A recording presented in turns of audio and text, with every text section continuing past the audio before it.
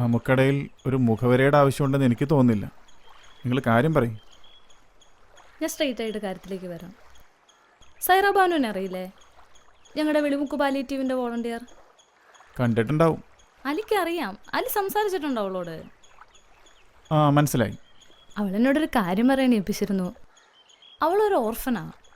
ഇവിടുത്തെ അഗതി മന്ദിരത്തിലാ പഠിച്ചതും വളർന്നതൊക്കെ. അവൾ നന്നായിട്ട് പഠിക്കും. +2 എല്ലാ വിഷയത്തിനും A+ ആയിരുന്നു. ഇനിയും പഠിക്കണമെന്ന് ആഗ്രഹം. അതിനുവേണ്ടി അവൾ ശ്രമിച്ചുകൊണ്ടിരിക്കുന്നു. ഞാൻ ഫാറൂഖ് കോളേജിലാണ് പഠിച്ചത്. അവിടുത്തെ പ്രിൻസിപ്പളായിട്ട് എനിക്ക് നേരിട്ട് പരിചയമുണ്ട്. ഞാൻ വേണമെങ്കിൽ ഒന്ന് സംസാരിച്ച് നോക്കാം. അയ്യോ, അതിൻ്റെ ആവശ്യമില്ല. ഞാൻ പറയാൻ വന്ന വിഷയം അതല്ല. പിന്നെ അവൾക്ക് അലിയെ ഇഷ്ടമാണ്. അലിയെ വിവാഹം കഴിക്കാനാണ് അവൾക്ക് ആഗ്രഹം.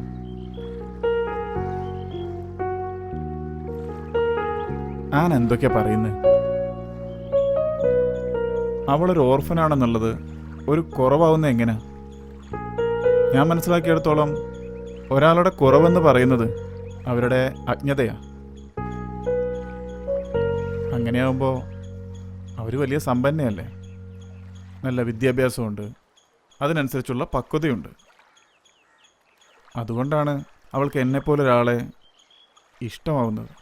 അപ്പൊ അലിക്ക് അവളെ ഇഷ്ടമാണ്. അവൾ ഇവിടെ തന്നെ ഉണ്ട്. ഞാൻ ഇപ്പൊ വിളിക്കാം. ഭാനു, അല്ല, വാ, വാ. ഞാനാ ഉദ്ദേശിച്ച് പറഞ്ഞല്ല. വാ, വാ, വേണ്ട വാ, വേണ്ട വാ, വേണ്ട. വാ, വാ.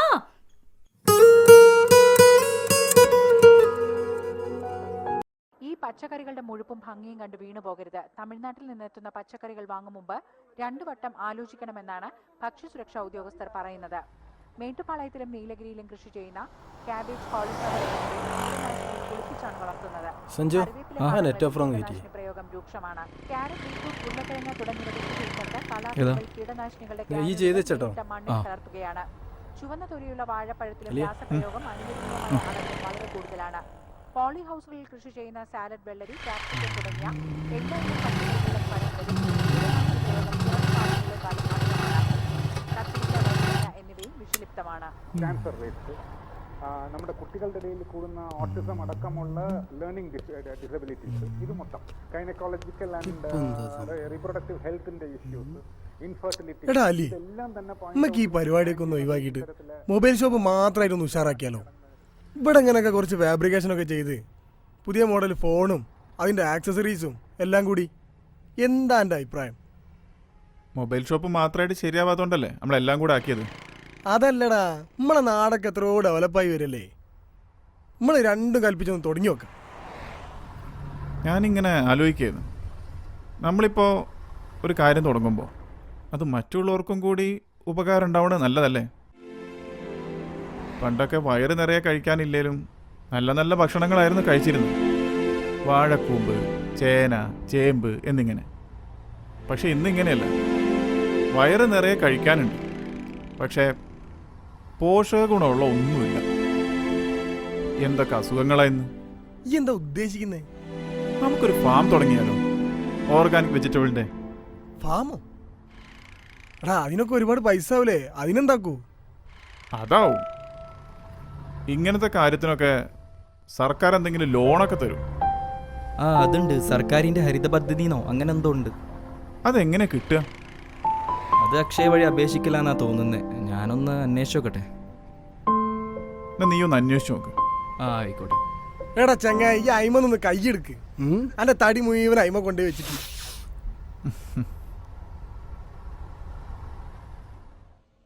കുട്ടി കാണാൻ ഉഷാറാന്ന് അവൻ്റെ കൂട്ടുകാരൊക്കെ പറയണത്.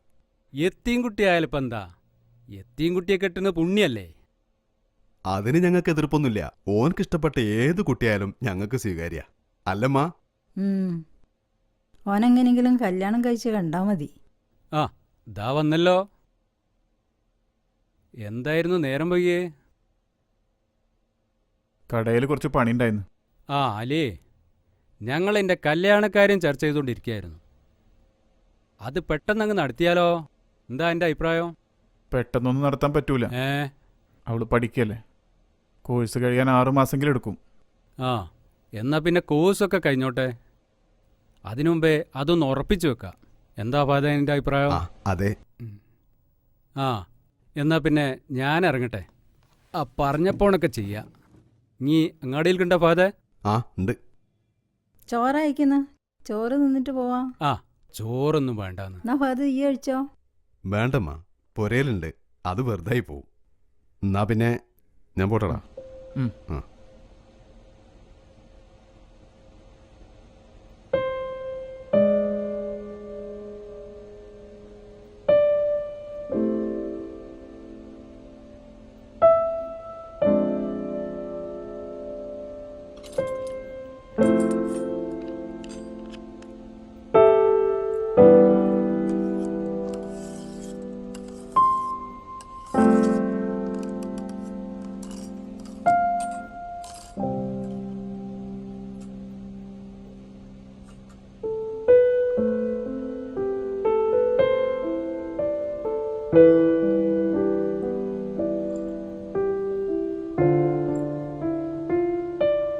ആ സതീശ് എവിടെ പോയി കിടക്കുക. ഓനോടൊരു കാര്യം ഏൽപ്പിച്ചാൽ മര്യാദക്ക് ചെയ്യൂല. വയസ്സ് 40-40 ഇപ്പോഴും ഓന് കുട്ടിക്കളി മാറിയിട്ടില്ല.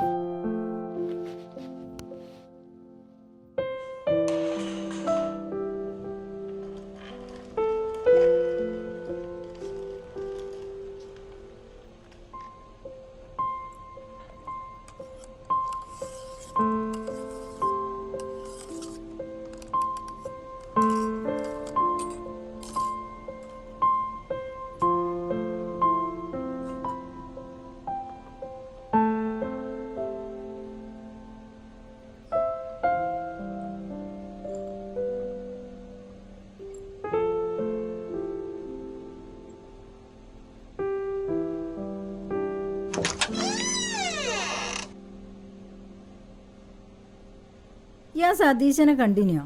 ഇല്ല. ഓൻ ഗ്യാസും കുറ്റി മാറ്റാന്ന് തന്നെ വന്നില്ല. ചോറെടുത്ത് വെക്കട്ടെ എനിക്ക്. വേണ്ടമ്മ, ഞാൻ കഴിച്ചതാ. വേറെന്തേലും വേണോ? വേണ്ട, ഉമ്മ കിടന്നോളി.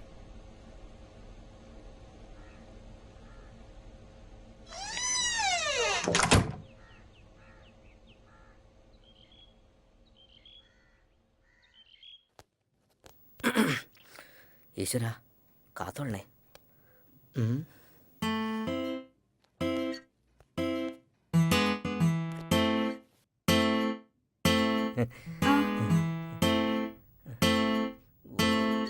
വർക്കൊക്കെ എങ്ങനെയുണ്ട്?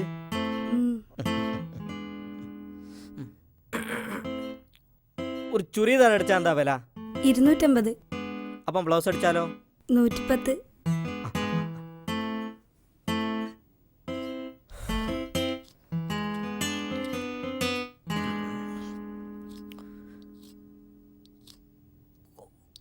കുറച്ച് ദിവസമായി സീതയോട് ഒരു കാര്യം പറയണമെന്ന് വിചാരിക്കുന്നു. വീട്ടിൽ നിന്നിങ്ങനെ കല്യാണത്തിന് നിർബന്ധിക്കുന്നുണ്ട്. അപ്പോൾ ഞാനിപ്പോൾ ആരൊക്കെ അയച്ചാലും ഓലിക്ക് പ്രശ്നമല്ല. ഓലിക്ക് എൻ്റെ കല്യാണം നടന്നു കിട്ടിയാൽ മതി. ഞാൻ പറയുന്നത് എന്താണെന്ന് വെച്ചാൽ എനിക്കെന്നെ കല്യാണം കഴിച്ചാൽ കൊള്ളാമെന്നുണ്ട്. എൻ്റെ കഥകളൊക്കെ എനിക്കറിയാം. അതൊന്നും എനിക്ക് കുഴപ്പമില്ല. തൻ്റെ ഇപ്പോഴത്തെ മാനസികാവസ്ഥ വെച്ച് ഇഷ്ടമാണെന്ന് പറയണ്ട. തനിക്ക് പൂർണ്ണ സമ്മതമാണെങ്കിൽ മാത്രം ഞാൻ മോളോട് അച്ഛനോട് സംസാരിച്ചോളാം. കട്ട് ചെയ്തോ.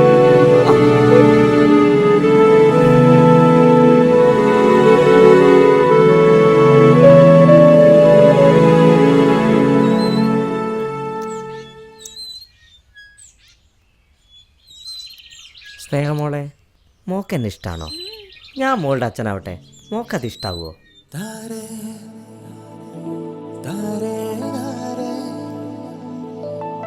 da